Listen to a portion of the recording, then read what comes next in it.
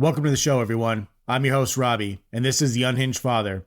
It's a podcast for normal folks looking for some humor, connection, relatability, or those who just like the sound of my sultry voice. A place where we can embrace aiming to be better people, but can accept that we will never get there. And that's okay. We're okay. I'm not some enlightened asshole here to tell you how amazing and perfect my life is, and then convince you to buy my how-to guide on how to make your shit not stink. I'm right here in the mud with you, working towards a better life, extending a hand out along the way. Now let's go ahead and jump into this week's episode. All right, everyone. Welcome to this week's episode. Hope you're having a fantastic day, good week, good year so far. We are already firmly into March. This year's flying by. I am doing a terrible job of keeping up with my New Year's resolution of planning stuff, prepping it out, and making sure that I've got a very good, tangent, cohesive episode planned out for you all. But like always, I have procrastinated. I've just been super busy with a lot of different shit that's been going on. Kids, sports, work, all the shit that we deal with every day. Not making excuses, but I think I've got a good concept to talk about today. And it's one that actually came up because of a situation that happened at the park the other day, me, my wife, and my kids. And it just kind of brought up this idea, this thought pattern in my head, and I wanted to explore that today. So let's go ahead and jump into the things I wanted to talk about today. So this past weekend, we were at the park after church with our kids. And as I've talked about before, I've got two little boys. One of them's 5.5. One of them just turned 2. And the 2-year-old is a little maniac. He doesn't have a ton of fear, just runs into stuff full blast. My favorite is that he'll just run to come and give me a hug, and it's like his head like whiplashes back because he runs into me so hard to give me a hug and barrels into me. Super cute kid, very intense. He is very much so like his father. And my 5.5-year-old, a little bit more cautious, a little bit more analytical, likes to approach situations and kind of look at things before he just jumps headfirst in. Definitely a lot more like my wife. But on this particular day, I'm really of the mindset when my youngest was not able to really walk very much and didn't know what he was doing, I would be around him consistently on the park, just walking behind him, making sure he didn't fall off of shit, hurt himself. But he's now at the age where I feel like he's able to go and do the things he needs to do. I still keep an eye on him. I'm not very far away. It's like I'm on the opposite side of the park or on the opposite side of the church, just like go have fun at this park. But I stick back. I'm like 15, 20 feet away from him. And he just cruises along. He goes, climbs up the stairs, climbs up to the slide, goes down the slide. There's really only one spot that I worry about with him where he could fall off and hurt himself. But we've kind of gotten into this pattern, and he started climbing up the stairs and going towards the slide, which I've seen him do before. I let him do that whenever it's just me and them at this little park. And his mom sees him and she yells at me. She's like, "Robbie, go over there and make sure he doesn't go hurt himself." And I was like, "No, he's fine. I've seen him do this before." And she like was kind of getting a little bit upset because he was up at the top of this slide. It's, 7-8 feet in the air, and he was standing up, but he learned. He sat down on his tush, went down the slide, and he was perfectly fine. And similarly, my older son started doing, and he's always one who asks for help or asks us to help him do things. So I was actually really proud of him because he had climbed himself up to the monkey bars and was starting to actually do them. He was swinging from each one and going hand, and he made it about halfway, but my wife saw this too, and she's like, "I don't want him to fall back and hit his head and hurt himself." And I'm like, "No, he's okay. He knows how to fall down and land on his feet. I taught him how to do that when I help him." But I was just really proud of the fact that he had gone out and done that. But being a proud parent and seeing these things, your kids' growth, that's not really what I wanted to talk about today. It was the difference between my way of looking at stuff and my wife's way of looking at stuff. And this episode's not to say that one way is right and one way is wrong, because literally 3 seconds after my youngest went down the slide and was perfectly fine, he tried to fucking climb up the opposite way, slipped, fell, hit his head, and he was, kind of whimpering a little bit. He didn't start crying. It wasn't too bad, but he just kind of slipped down, hit his face, and slid down the slide. So obviously, both of us were right. My son made it down the slide, but also we need to make sure we're close enough to ensure that they don't kill themselves, because that's what children are really good at. They're really good at finding dangerous ways to play and hurt themselves. So I was more so just interested and introspective of the difference between parenting styles, because obviously no one is exactly the same. Even if you are on the same page ideologically or religiously or anything else like that with your spouse, you're not always going to think about things in the exact same manner. That's just impossible. And I don't think that you'd want that. And I guess what I wanted to dive into today was just how it's actually such a good thing to have two separate ways of thinking about things, and how it can be very difficult for parents, but it's so good for the child. That balancing act that we have to go through, that we have to struggle with as parents, is so key for children to be able to grow up in a balanced environment, look at things from different perspectives, and really learn how to navigate life themselves. So, and it's really difficult for parents to do this. I know that a lot of people, like me and my wife, are both very strong-willed and opinionated people, and we're both relatively intelligent. And part of the reason why my wife is so risk averse and so careful about things is because she does her line of work. She sees some of these crazy ass stories. She sees the story of the kid that slipped back, hit his head, and fucking had to go to the hospital. She sees the story of the kid that jumped off of the slide instead of trying to slide down on his butt. So she comes from a different perspective than I do, where I'm more so like, let the kids be within a safe distance to make sure they don't do anything really stupid, but let the kids do what they're going to do. If they get a little hurt, like, it's okay. You go, you comfort them, you take care of them. Your job is really to make sure that they don't do anything fucking so stupid that it's going to cause real issues. But my wife is not wrong. Like, these things do happen, and it is good to be cautious and to think about different things that could potentially happen. Like I said before, you don't want to wrap your kids completely in bubble tape and have them walk through life with no real risk of injury or adversity or anything like that. But it is good to have a parent who's looking out for things that other parents might not be looking out for, because you never know. There are certain things that I wouldn't think of that could be real risks, real hazards that don't need to be, that still expose your kids to the hardships, to the adversities, but take away that real serious element of danger. So that way your kids aren't going to crack their skull open or get seriously injured, or, potentially not make it. Like, that kind of shit does happen, unfortunately. And it's really hard to think about, but it is good that we have two differing opinions, two differing parenting styles, because that provides that balance for our kids, to where we're not both just wrapping them up in fucking, like I said, bubble wrap, and having them try to go through life protected from everything, not feeling any adversity, not feeling any pain, but also at the same time, not having two parents who are just like, all right, go ahead, feral children, get the hell out of here, go do what you want. I don't give a shit.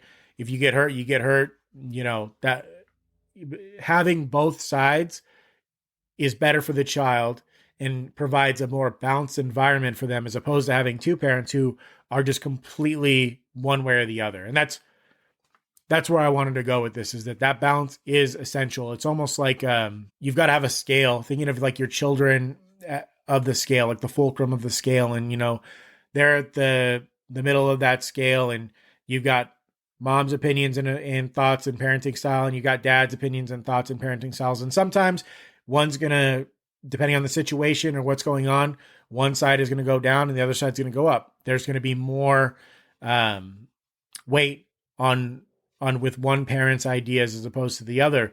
But that's why it's a balancing act for the parents to try and find this place of equilibrium where they're in a good place and they're not fighting or yelling at each other, but they're also providing their child with a safe, balanced environment where they can also experience some of the hardships and adversity that life is going to throw their way. And the hardest part is not necessarily for the kids in this area. This is really more so about the parents being able to wrap their heads around that they're not always right, that other people think differently than them, and that sometimes even if they are right, they're going to lose out to the other spouse because they may have a stronger opinion on something than they do.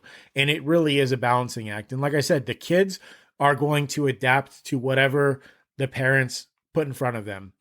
Kids are super adaptable, they're malleable. That's why our job as parents is to help them grow and to learn and to become good human beings. It's mom and dad who are going to have the issues. They're the ones who are going to fight. They're the ones who are going to be like, no, my way is better. They're the ones who are going to be like, you're coddling him, or like, you're not being an attentive father, or whatever the fuck that you're going to say to each other. You are the two that need to figure your shit out and get in a good spot, because ultimately what's going to cause disruption for your kids is not whether or not you let them go and do something on their own, or whether or not you're hovering around them and trying to make sure that they don't hurt themselves. What's going to have a negative impact on them is if you're yelling at each other, if you're fighting, or you're giving conflicting information to your child. That's one area that can be really difficult, is that mom says yes, dad says no.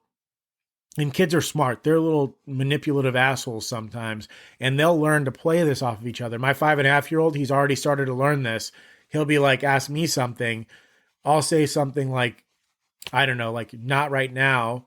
And then he'll go and ask his mom, and she's like, what did your father say? And dad just said, oh, he just said not a couple minutes ago, or something like that. Like, he tries to find ways to manipulate the situation, which is smart of him in some aspects, but also really infuriating.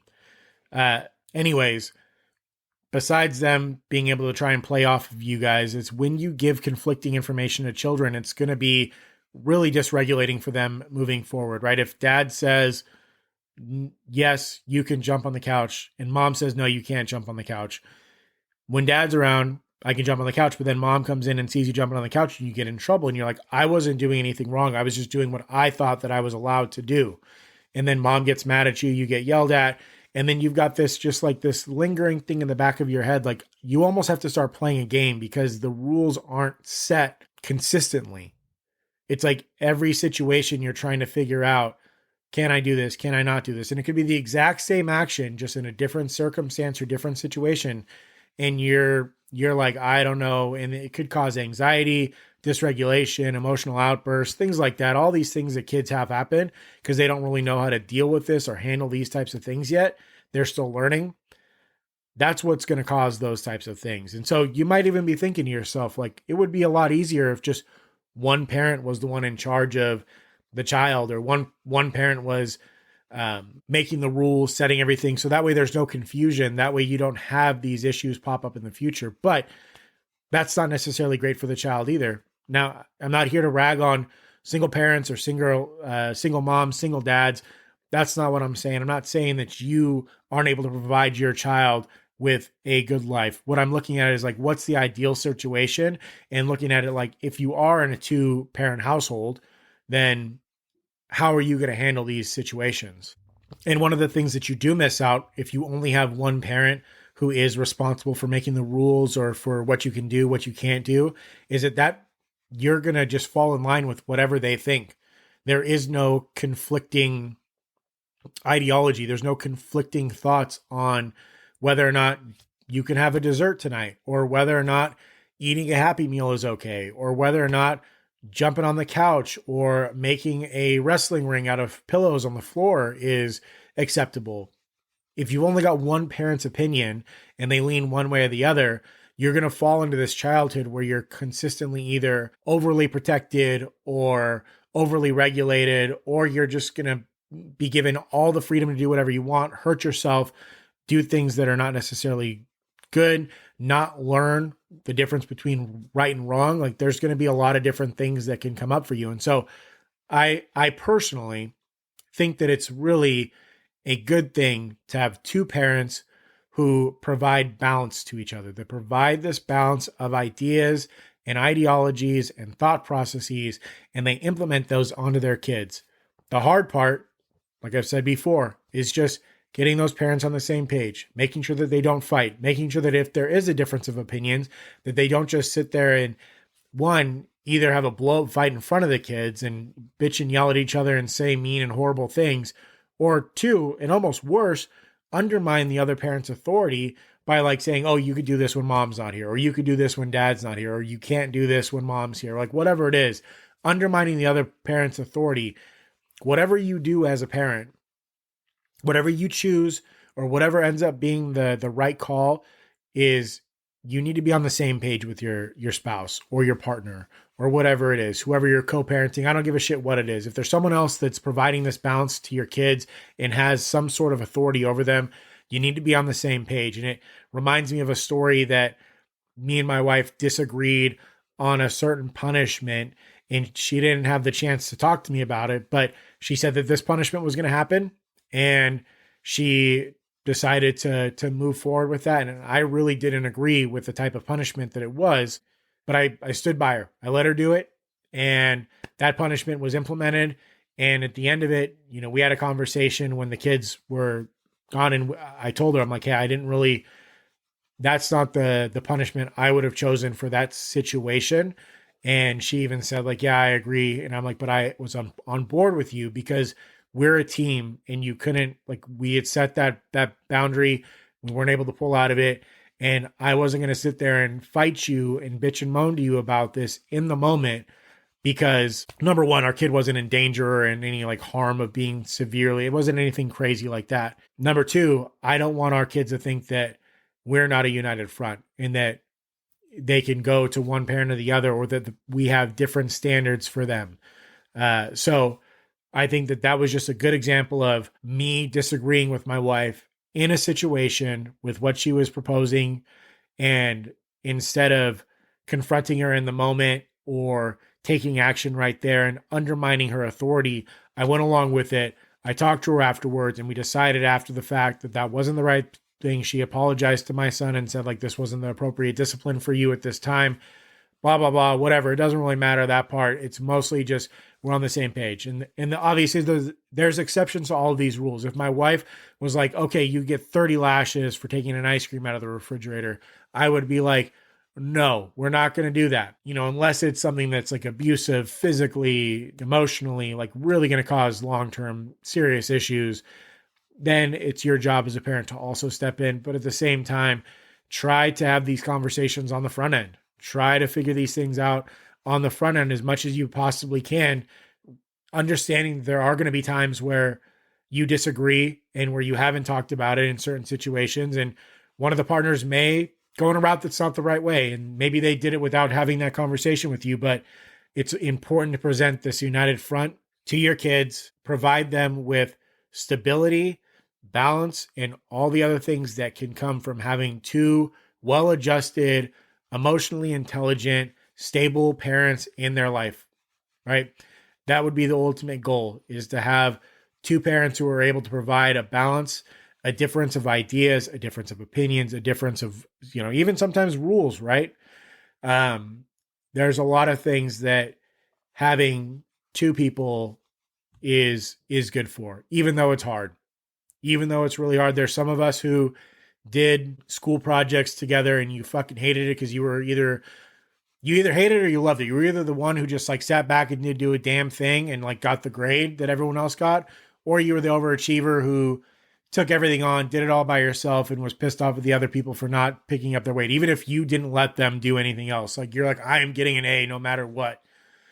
That could happen in parenting as well. And either way, I think that it's important to have that free flow of information, having two parents, having the discussions, and then providing this environment for their kids. So that's really all I wanted to talk about today, was just this idea of how ideally, if you're able to, providing balance to your kids by having two parents who have different ideas is really good for them, and that they will adjust to whatever rules, regulations, boundaries, or lack thereof that you set forward to them. Kids are resilient.